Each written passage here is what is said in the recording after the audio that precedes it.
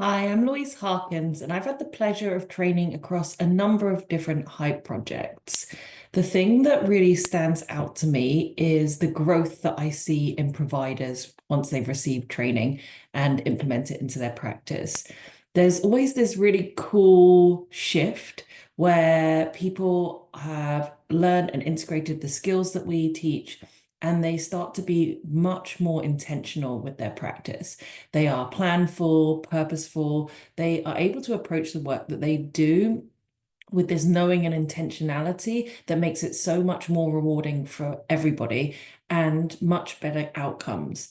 Something that some of you may be familiar with, and that I certainly saw as a provider and as a director of a supported education program, is that people can get stuck in this pattern of the role of firefighter, always responding to crises, or just cheerleader in the sidelines, and not really getting to move people's goals forwards in the way that they had hoped to. And so, what we see with hype and the training that they receive is that they end up with this huge, like, toolkit of really, really important tangible skills and strategies that they can support the people that they work with to have much better outcomes.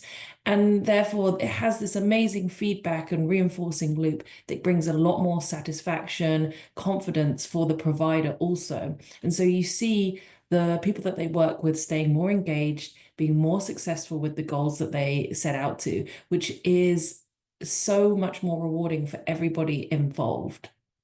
And so I've had providers come to me and tell me that they've completely changed that they've run meetings and the way that they work. Somebody that used to have tons of no-shows now has these really super engaged, successful, satisfied young adults working with them in the careers that they want to. And I think being able to link it to and embed throughout everything this idea of career development, they realize that their role is not necessarily just about getting into school or getting that job, but it's about really supporting them to stay with these super tangible skills and strategies.